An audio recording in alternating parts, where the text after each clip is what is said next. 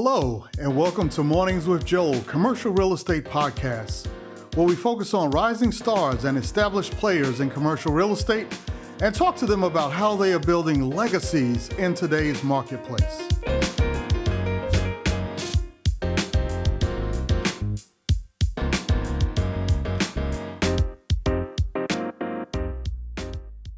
Hello, we'd like to welcome everyone to the Mornings with Joel CRE podcast. We're very grateful to have you with us today. And we have a guest with us today that has a very unique program that he's bringing to market. His name is Dougherty, and he came on my radar when I was talking with a friend and a client of mine about some of the unique opportunities that are in the marketplace in order to expand development opportunities. And as you know, we talked to a lot of developers and other investors on the program. And so we thought that it would be great to have Donald on it as well. So Donald, I want to give you a hearty welcome. Thank you for joining us this morning. John, appreciate you having me. Thank you so much. Absolutely. Absolutely.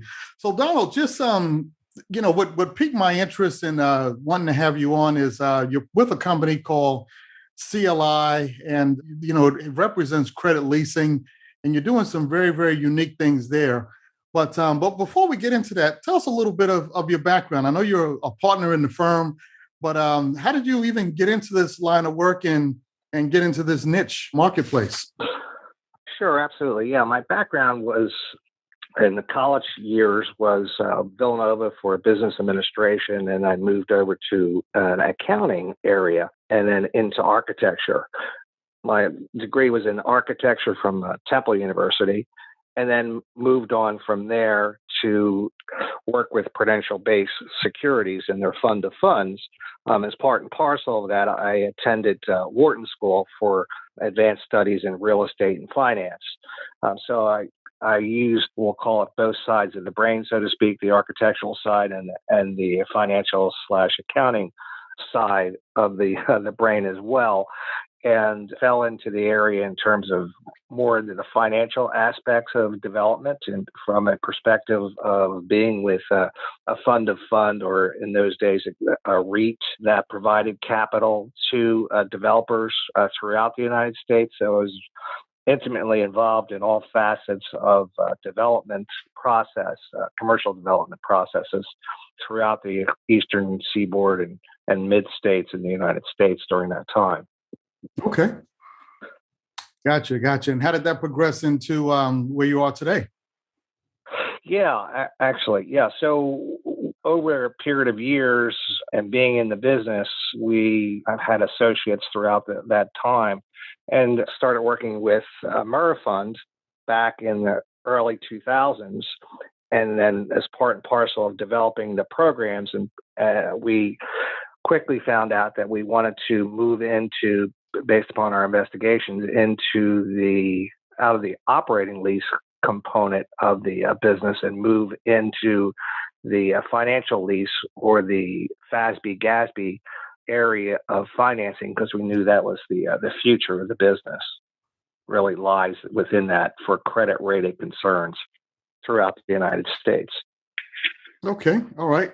So let's talk about that. It's interesting you bring about, you said Prudential Securities, and I've got a fond memory of my early years with them. When I was running a mortgage bank, they were the firm that we had our relationship with, and built some very strong relationships there back at that time with the top management there, the president of the firm and everything else. They were down at, I want to say it was like 100 Water Street, or somewhere right down there at the tip of Manhattan, near where you pick up the Staten Island ferry. So yeah, they were a big firm at the time, and obviously quite well known back in the 80s. And again, they were the fund of funds, and provided capital to many REITs throughout the United States for the purposes of real estate development. And also, back in the 80s, there was a big push for historic tax credits as well. So that was a big area for a lot of investors with historic tax credits. Gotcha. And I actually went from the initial REIT, then moved over to a securities firm out of Philadelphia with their Sovereign Group, which was actually narrowly focused on historic tax credit projects, so large-scale historic tax credit projects throughout the Eastern Seaboard. Okay. Okay. Yeah. So we got some things in common there. So go ahead. What were you about to say? Yeah. So again, so it was interesting to be able to see both sides of the coin from a perspective of an architect and a developer for record in terms of commercial real estate development as opposed to historic restoration and tax credit real estate. So it was a really interesting learning experience for me back in those days because I really had the chance to see the inner workings of the historic tax credits and the benefits that they provided to many of the citizens of those cities throughout the United States that were able to rehabilitate old abandoned buildings and then improve those buildings and really turn them into something that was a sincere benefit for the neighborhoods. Yeah. Yeah. Absolutely. Absolutely. So let's fast forward. Let's get to you went and you joined AmeriFund, which is a interesting platform. And just to define our terms, you were talking about FASB and GASB. What exactly is that, and how does AmeriFund play into that, and CLI as well as a spinoff of that? Sure. So AmeriFund, as I mentioned previously, it was formed in 1993, and the emphasis from AmeriFund's perspective is to minutely focus on single tenant projects, meaning that AmeriFund would provide capital and funding to those entities that had a credit rating. So when we look at credit rating, we're talking about Standard and Poor's, Moody's, Fitch credit ratings. We look for a minimum standard of triple B minus or better, stable. So our focus really was narrowly zeroing in on U.S. government agencies, state and federal agencies. Mm-hmm. And the bulk of our business with AmeriFund was for those agencies throughout the United States. For instance, we funded the largest IRS National Distribution Center. We did VA outpatient clinics, other federal agencies throughout the United States, working with hundreds and hundreds of federal government developers, providing that financing structure that enabled them to then go into their RFPs with their financing in place. So, and at the same time, achieving 100% of cost to eliminate their need for equity. So I think, in terms of providing a great service to those developers that are out there that are in constant need of equity, we filled a gap that was sorely needed. And on the other side of the coin, we provided services to those federal, state, county government agencies throughout the United States that needed funding for those single tenant transactions. So from there, actually, let me pause you right there because you bring up something that I want to highlight. You mentioned about RFPs, and obviously there's a lot of situations where people want to participate in RFPs, but you're a little tentative to invest all the time and energy because you don't know if you're going to get your financing. So you brought up the point about having the ability to have the capital in place, not have to worry about equity, and have that before going in for the RFP. So when you're applying for the RFP, your capital is already in place. And in some cases with 100% financing. Did I hear you correctly on that? Yes, Joe, very good point. So again, we really pride ourselves on working hand in hand with our developers throughout the United States and providing them guidance. So we like to work with them early in the process before they complete their RFP and submit that to the agency, because from our perspective is that we're able to analyze the transaction, help them and guide them with respect to putting together the financial components of that RFP and their budgets as well. So when they go in submit their RFP, they're also submitting our letter with respect to representations on financing for that particular project. So which helps them in the end in terms of the government reviewing their project and looking at one developer who has no mention of financing in place versus our RFP that has our letter from AmeriFund stating that there is financing in place and this developer is qualified to move forward. From that perspective, it really helps the entire process on both ends of the spectrum. Yeah, that's very, very strong. That's very strong. So appreciate you bringing that out. Obviously, if RFPs are being reviewed and one has financing and one doesn't, it's pretty obvious where the inclination is going to be, which one to go with. So that's very interesting. Now, as part of that, the main thing is to have a credit tenant in place, at least on the AmeriFund side, from what you were saying. So if I've got a government agency, a GSE, or I have some type of credit tenant, we'll just pick Walmart just to use a big name that everybody knows, or an Amazon. Then in those cases, this financing would be available as long as the development team can deliver. Is that safe to say?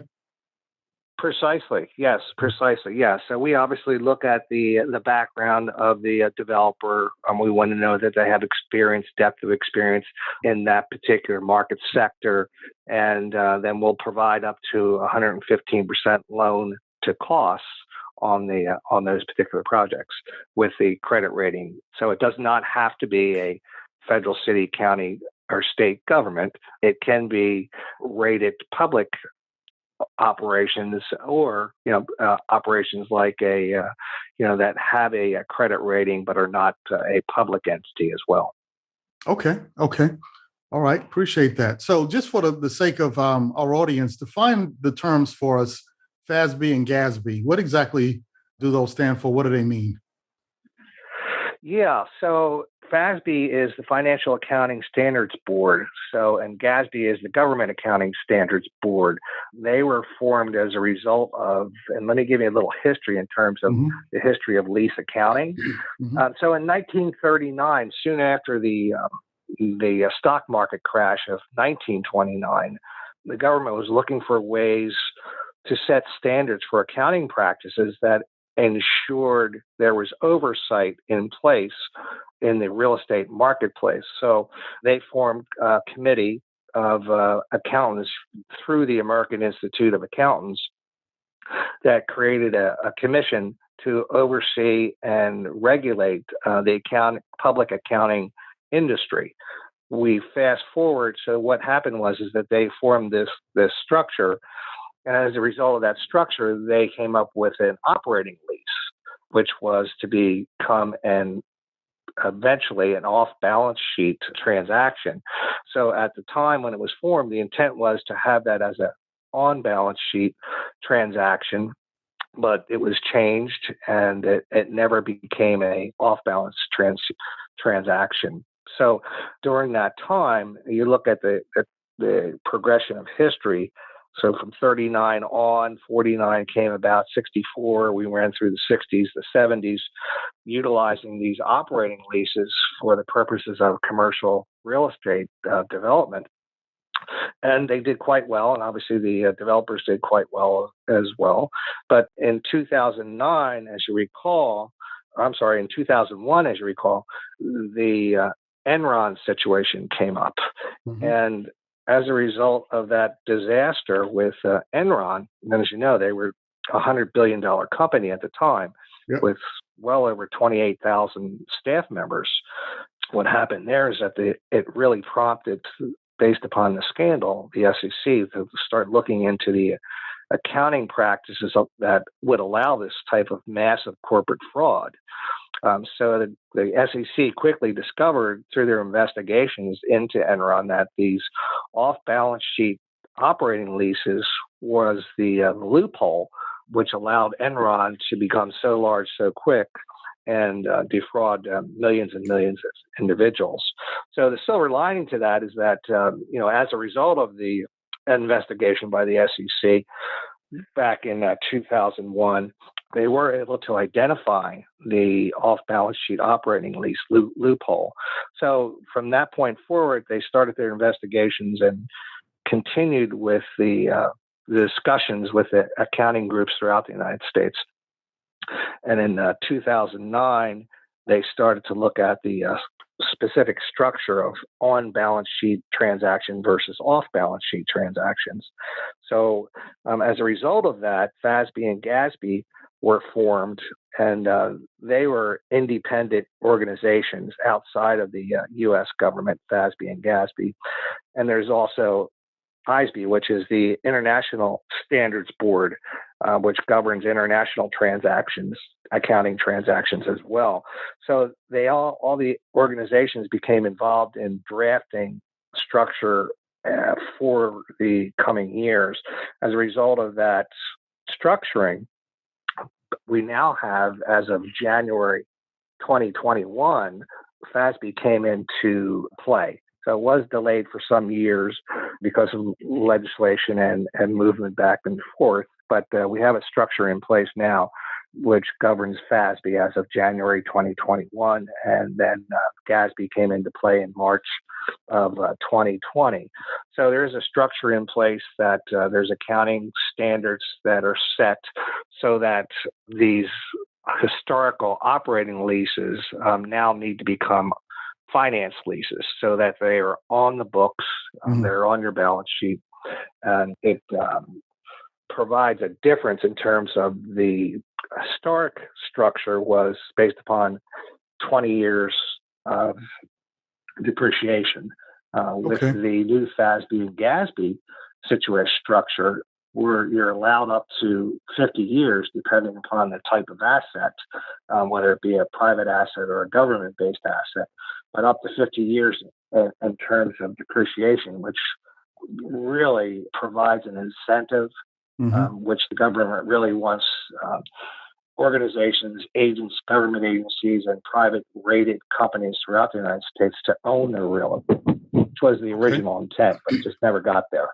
Gotcha. So I get it. That's one of those questions where you went a lot deeper than I thought I thought you were going to go. But that's okay. That's okay. It helps us to appreciate that everything is above board and by the book, and that there's government regulation there to keep it in place. You mentioned about a 50-year depreciation, which I think is pretty interesting, because if you go to sell an asset, you want to obviously feature the tax advantages to the buyer, and to be able to do that by able to highlight the increased depreciation, because most people aren't going to hold a building for 50 years. If you're an investor or even a developer, generally it's somewhere between 3 to 5, 7, maybe stretching out to 10 years, but usually not 50. So it seems like that's a selling advantage, if I'm hearing you correctly. Well, and Joel, it's a really good point too with respect to the structure for credit lease investments. Yes, so let's say that a company comes in, they have a credit rating. It's maybe a state agency. They want to sign a lease for 20 years. Well, if they have a 40-year depreciation window, at the end of that 20, they can reset for an additional 20 years. So again, it gives the rated concern the opportunity and the ability to really start to see a structure that has great benefit for them.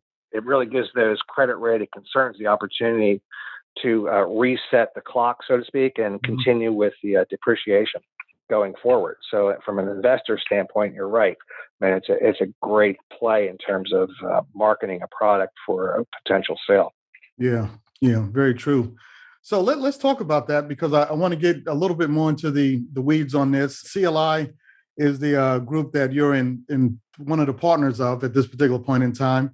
And I understand you're doing nonprofit facilities, public-private institutions, and also energy programs as well. So our group is more so focused on the real estate side, but I wanted to float that out there. But to walk me through a scenario, if you don't mind. Let's say I'm a developer. I know about an RFP that I want to participate in. The team has experience. And as long as I get that credit tenant and start formulating the numbers, is that the point in time where we will bring you guys in? Yes. So again, we like to be early to the process, to work side by side with the client to help formulate that structure moving forward, so we can help to ensure success of the project. So let's say it's a build to suit project for a local concern has a credit rating. We would provide the lease term would range anywhere from 15 to 30 years on the lease, and that would be the choice of the credit tenant. We would be the lessor there would be at the end of that lease term anywhere from 15 to 30 years. So it would be a $1 buyout by the lease guarantor, and they would own it free and clear at that point. So it gives them a great deal of opportunity with respect to moving forward with an asset that's free and clear on their books. Yeah, and that's quite interesting as well. I want to circle back to that, but take me to through how I would get to. You mentioned 15% loan to cost financing, which is quite interesting. But I guess the first thing that we have to be clear about is that this is a ground lease type situation, right? So it's well, or am I misunderstanding? Actually, no, we can work. So there's two sides of the platform. So the original side of the platform, our first platform was AmeriFund. So they are focused in the area of development where there is going to be still going to be an operating lease in place. Mm-hmm. Under that platform with AmeriFund, we could provide up to 115% loan to cost, where the developer also is the owner and leases it, continues to lease that structure, that built structure to the credit rating concern. So that applies to that type of structure. That's 100 up to 115% loan to cost. Now on the credit lease investment side, we provide 100% of the funds required by the developer to come in and do a build to suit, but not own. So it changes the business model for the developer, but it gives them a cash flow model now as opposed to a continued monthly income on an operating lease. But with the new finance lease, the developer comes in, we work with them at the early stage, we develop the lease for the guarantor. The developer is now the developer of record. So they'll still receive their monthly developer fee throughout the course of the construction. And at the end of that construction period, in a successful project, they receive their profit and then walk away to their next project. And they're out of the project at that point because the guarantor of the lease is now construed based upon the IRS as a equitable owner of that real estate and has that opportunity at the end, again, to buy out that lease for $1. So from our perspective, it gives the developer now two options with which to conduct business and build a portfolio. So they could build a portfolio on one side of looking at a balanced portfolio of some of their assets, they're build to suit, and they continue to own them and lease them. Other portions of their asset portfolio are items that they build to suit, but now are part of the new cash flow model. So it's a benefit from both sides from my perspective, of both sides of the operation. Gotcha. And I thank you for clarifying that because I was trying to get to the point of how does the tenant buy out the lease for $1 at the end, but now you've explained it. So if the developer is not the owner, he's just doing it for he's a fee developer basically. Then at that point in time, the tenant is actually able to buy it out for $1, right? Correct. Okay. Right. Exactly. Yeah. So yes, and if you look back, if you look back and start to say, let's say over a period of 10 years going forward, or 15 years going forward from this point, you start to have these assets, you being the lease guarantor, the credit rated concern. If you look over a period of time and you start owning these assets free and clear, it will be a solid positive for your credit rating with the particular agencies out there, the Standard & Poor's and the Moody's, because they're going to start seeing that, this rated concern XYZ owns all this real estate free and clear. So they have a lot of benefit in terms of their bottom line, as well as the opportunity to have a better credit rating or a solidified credit rating as well going forward. That's interesting. And I want to circle back to that with a question of something that just has come up in the news. But one question I did want to ask on this credit lease side of the table, do they have to stay in the lease for a particular period of time, or could they, pay it off at any period of time, or is there penalties if they pay off early? How does that work? No, good question. Yeah. So the way it's structured with CLI is that we have it anywhere from 15 to 30-year lease. Let's say they're in a 15-year lease. Obviously, all the incentives are there for them to stay in that lease and then exercise that $1 buyout. If in the event they were to terminate early in that process, there would be a fixed buyout of the lease at that point. Okay, well that makes sense because you're losing that cash flow, which is why I asked the question. And so in the loss of that, you obviously want to recoup some of that by having some type of, we'll just call it a payoff penalty in that particular case. So that makes sense. Exactly. Yeah. So, but all the benefit is for the client is to own and conduct the buyout at the end of the lease. Right. Now, I want to talk about something that's kind of interesting as well. Everybody knows that Amazon has been leasing up space like it's nobody's business, around the country to keep up with demand. But as of late, they've been saying that they want to own their facilities as opposed to just renting their facilities. How do you think your program can come into play with that? Or are you kind of seeing the same things I'm seeing? No. Yeah, no, very good point. They are starting to move toward internal ownership, and which is a good thing in many respects. So I think that there's a brilliant opportunity out there for developers all throughout the United States to become involved in that process and to add to their portfolio, we'll call it, of a business structure, because they'll have assets that are continuing to receive monthly rent from, and then they'll also have this new cash flow model. So it will be a tremendous upside, I believe, for Amazon and companies like that realize that owning their real estate is really the wave of the future, where they need to be. Yeah, it's quite interesting. So, all right, well, fantastic. Well, let me do this. I want to open it up to the audience. I generally save the last 20 minutes or so for participation, but this is quite an interesting discussion, and I wanted to go ahead kind of early and get everyone involved. So if you do have any questions, guys, go ahead and put that in the chat, or just you can raise your digital hand as well if you want to do that, and be happy to get you involved in the discussion here. So we appreciate that. So while those questions are being formulated, what would you feel, or who do you view as being your ideal client in a situation like this? What is that bread and butter client that you really like to go after that really fits well within the structure of what you're doing? Well, let me answer that question from a personal perspective in terms of what I like to pursue within the realm of our company, which is CLI. So I am distinctly interested in healthcare. So I believe that based upon, and we like to say at CLI that we hit singles and only singles, because we're not out to hit the grand slam with every project. We're out to hit singles and have the best interest of the client at heart.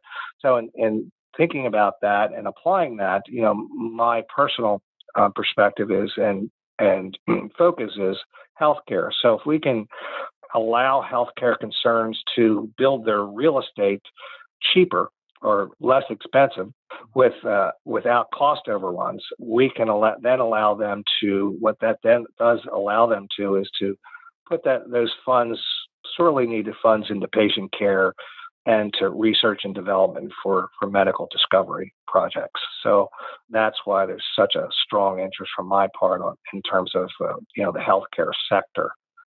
It's helping our patient needs and helping those concerns continue to develop new breakthrough drug therapies as well. Okay. So with that being said, I guess we could say that your target asset class is office and industrial. Would that be safe to say? The general target class is yes, it is office. So it'd be state, federal, county government agency offices. But if let's say the county wants to build an ice skating rink, we will supply the capital to facilitate the build of that ice skating rink, or a stadium, or a conference center. We will supply the capital to build that as well through their developer or directly. Okay. Now that's quite interesting because those asset classes are generally harder to finance, stadiums and conference centers and things of that sort. So I appreciate you bringing that to our attention. What about industrial? You didn't mention much about that, but what are your thoughts on industrial? Do you have any reservations with that? Is that an asset class you stay away from? What's your thoughts? No, actually, industrial, there's industrial market is so strong these days, and it's such a great asset class from our perspective is that, we have these credit rated concerns throughout the United States that are quickly moving into, logistics centers and last mile centers. Mm-hmm. And we wholeheartedly support that effort from a perspective of providing capital to those concerns that are in need of those industrial facilities to facilitate distribution. Okay. All right. Mm-hmm. Yeah, I thought that would be a strong target for you. So that's why I was kind of curious about that, because industrial, obviously, like you said, is very hot right now. So there could be a lot of opportunity there in this particular space. One thing just to go back to real quick, and I know you said that this was on the other side of the house, but the 115% financing, what does that additional 15% go toward?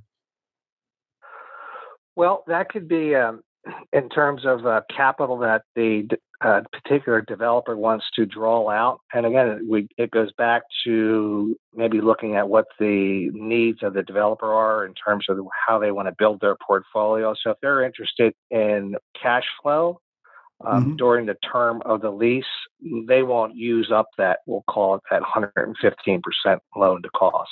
They'll stay more within traditional range and just secure enough equity to complete the project. But if they're interested in some cash flow right after completion of the project, they can receive cash at the end of the process by utilizing that up to 115% loan to cost component of the process. So it's a matter of perspective in terms of what the developer needs are. Mm-hmm. And some developers, let's say they have a 15-year lease or a 10-year lease, and they're not really interested in cash flow. They're really interested in the end game. They'll take the cash up front and then bank the asset for that period of time. And all our leases, as a note here, is all our leases are triple net. So we look for a triple net lease. Okay.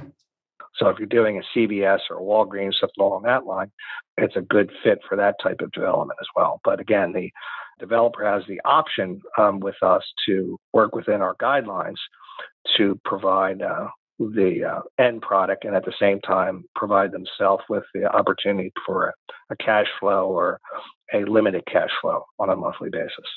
Okay, gotcha. So could that 15% be used for pre-development and soft costs on a project? Well, sure. Yeah, sure. So prior to the project going live and a developer coming to us, there's inherent pre-development costs that oftentimes add up quickly. So land acquisition, carry costs, architectural, engineering, surveys, planning, legal, zoning, legal. Goes on and on. Exactly. Yeah, it becomes a big team very quickly. Mm-hmm. But obviously vital to the mission.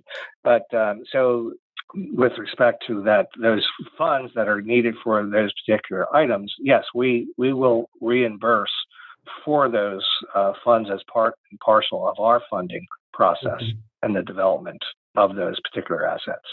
Okay. All right. So it'll be a reimbursement model in that case. Exactly. Yes. All right, gotcha. All right. Sounds good. Quinn, he has a question here. He put in the chat box, so I'll go ahead and read it to you, Don. He said, what is the traditional profile of the developers that your company works with? Are JVs preferred for new, less experienced developers? And if a developer is interested in the financing product, what's the best way to engage? Interesting. Yeah, great question, Quinn. The typical process is that the developer that we come in contact with has experience in that market sector.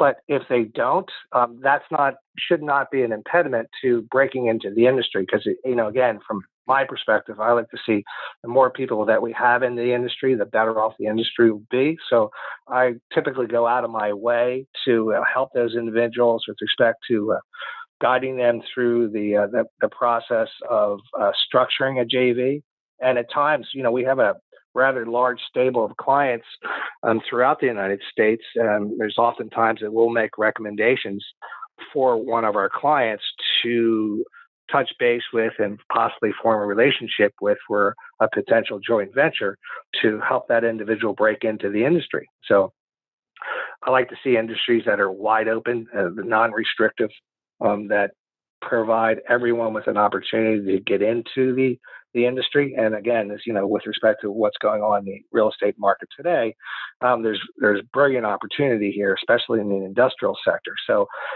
or like putting together a transaction for a government agency. So I had a gentleman who was with one of the large firms out in the commercial firms in the marketplace, and he handled specifically government types of leases, but he wanted to break into the development side of the operation. So we're able to work with him to provide him introductions to our developers and form joint venture for him and provide him the capital in which to get off the ground, we'll call it, and get his feet wet on the development side of the coin, and move forward into a successful career in developing projects, build-to-suit projects for city, county, federal governments, and private sector as well. Okay. All right. Well, quite interesting. And I guess on the engagement side, Quinn, I guess just get in touch with me and I'll help facilitate the process of getting this done. If you know somebody that wants to jump in. So, that's part of the value that we can bring to the table. So that's quite interesting. Let me ask it. Oh, first of all, Quinn, did that answer your question? You give me a thumbs up or something? Hopefully it did. Okay, cool. Thank you. Oh, there's a thumbs up. Yeah, there you go. Appreciate that, Quinn. Okay, all right. Let me ask this also about, does it have to be ground up? Can it be renovation? Can it be repurposing an existing building? Or does it have to be ground up construction? No, great point, Joel. Great point, really is. So there is a number of opportunities out there today with respect to that I'm seeing quite a bit of in the healthcare industry, where they're taking existing buildings and coming in and renovating and retrofitting for adaptive reuse for healthcare. Mm-hmm. So from that perspective, yes, we do like to see those types of projects as well. And we will provide the same type of support that we do for a ground up, as well as a renovation or adaptive reuse project. So, yes, there's also, let's say there's instead of a build to suit, there's also opportunity with respect to sale leaseback or a purchase leaseback. So, let's say a company's in a lease, they have 3 years left to go, and they want to purchase that asset at the end of the lease. Well, we could step in and structure it so that they'll be able to purchase their assets prior to the end of their lease and buy out the developer and or the owner or the investor in that particular project. Okay. Yep. All right, sounds good. And what's a typical range of a deal that you guys are involved in? Like, let's say, what's the low end if you were just doing a Walgreens that's a standalone facility, or maybe even something smaller. So what's your range? What's the high end and the low end, would you say? Certainly. Sure. So on the AmeriFund side, we're typically run anywhere from 3 to 300 million. Okay. On the CLI side, the credit lease investment side, we are typically at a minimum of 5 million. And run up to 300 million. We can go higher, but on staged tranches. But we like to keep it within the realm of respectability. Okay, all right. So 300 million is a big check. So that would be a pretty sizable project, to say the least. Yeah. Exactly. Yeah, but some of those Amazon structures out there exceed that. Yeah. No, I can believe that. Tesla as well. They've got some pretty. Yes, indeed. Yeah. So are some of these campus style? I guess it really doesn't matter to you as long as the total project falls within the envelope of what you're doing. Well, yeah, exactly. Yeah. So let's look at another opportunity here too. It's for universities. So there's universities throughout the United States. We provide capital for, say, student housing. Or the university needs a new field house or a new classroom buildings or science center. We could provide capital to those rated universities and colleges throughout the United States for structured financing as well. Okay. All right. I didn't think about universities. So thank you for bringing that up. Are there any other asset classes that perhaps we don't readily think about that we should consider and should be on our radar? Anything that has a credit rating, say a county, city, or a state government, what projects they want to pursue, and if they're willing to provide a lease, we will provide the capital for the build out of that project. It could be a trash to steam facility, energy sector type of projects. We'll provide that with their guarantee, and them signing that lease will provide that capital as well. Or it could be infrastructure to, set up a road system to facilitate a science center, but they need extensive infrastructure work. We'll provide that capital as well. All right, so infrastructure downtown, downtown development zone. Okay. All right, that's quite interesting. This is it's interesting because a lot of these asset classes are definitely harder to finance. You're talking infrastructure, you're talking even student housing sometimes has its challenges, but stadiums, conference centers, things of that sort, wastewater treatment facilities, it could be anything from what you're telling me. Even I know you do energy, so even if it's power related facilities, you would fund that as well, right? Yes. So so there's a lot of opportunities that are outside of the box that are more niche-y, if you will, where these opportunities exist. And I think that's quite interesting from that standpoint. So, and it provides individuals that, let's say, are out there, let's say they're in the energy sector and they have a wealth of experience in the energy sector from the inside, but they want to start developing those type of assets on their own as a developer. Again, we can assist them with respect to providing our wealth of experience and then providing insight into that type of structured financing, and then also make introductions for them so that they can facilitate a joint venture to allow them to become a full-time developer in the energy sector. So again, it's all about new starts, expanding our industry, and getting more people into the industry. Yeah, that's quite interesting. So really, the key is just having the credit tenant. So you got to call like a Quinn Green and say, Quinn, I need a credit tenant. And, with that, go off to the races. Yes. Exactly. Yes. You're in the saddle and moving forward. Yes. Right. No, that's quite interesting and quite insightful. There was another question I had. It just kind of escaped me right quick, but we're down to like the last 10 minutes. This has been really insightful, and it's a little bit of a detour from what we normally cover in our podcast here, but I thought this one was very, very good because of the uniqueness of the product. As you know, this podcast is generally highlighting minorities that have done, great things in commercial real estate and how they've got there. And part of knowing how to get there is knowing the right types of financing and programs and opportunities that are available to help get you there.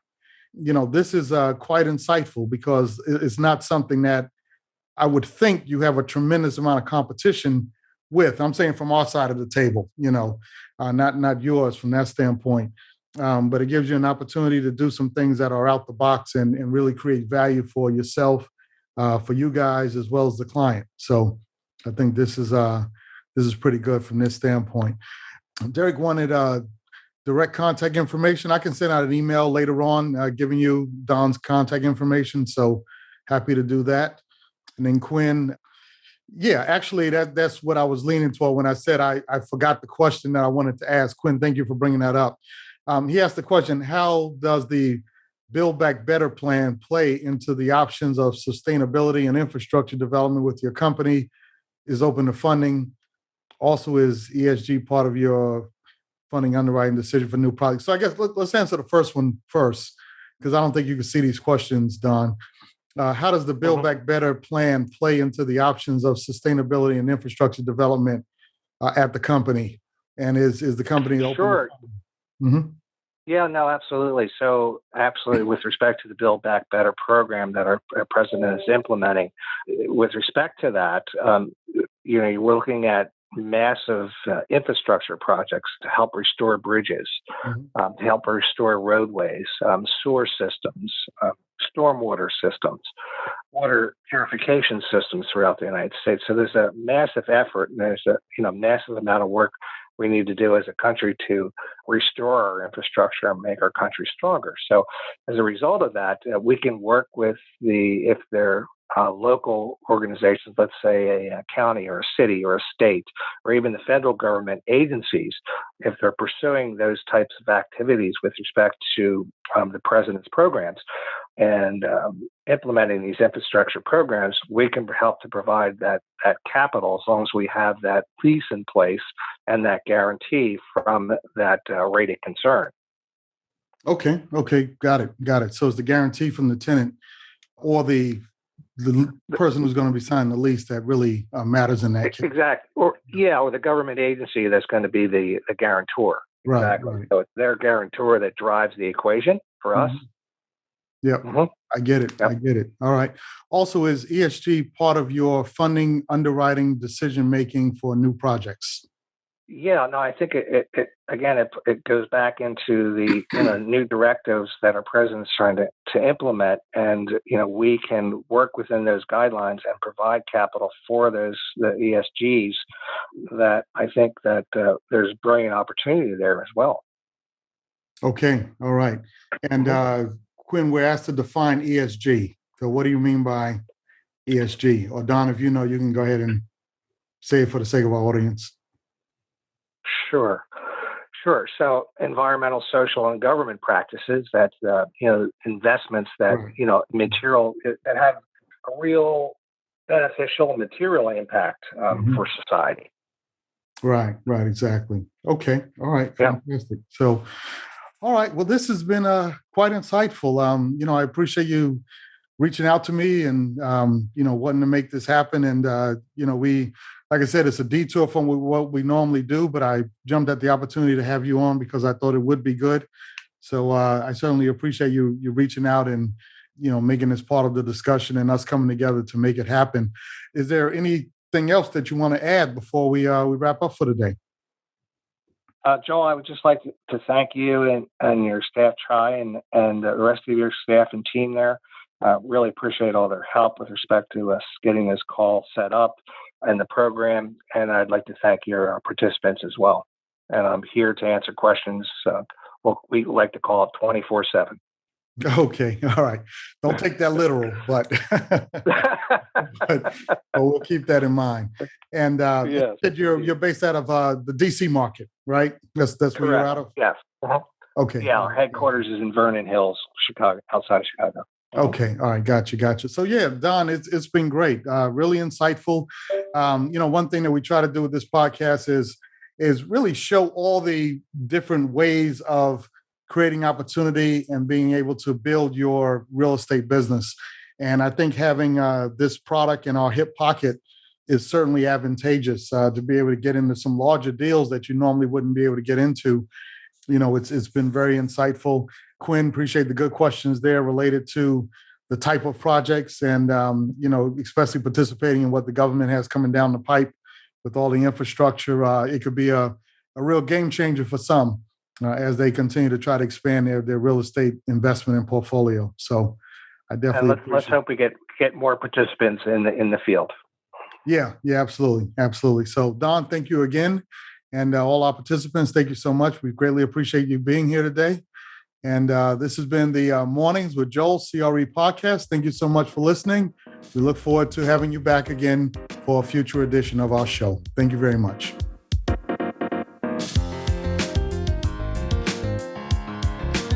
You've been listening to Mornings with Joel, commercial real estate podcast, where we focus on rising stars and established players in commercial real estate and talk to them about how they are building legacies in today's marketplace. Please check back weekly to hear our upcoming guests.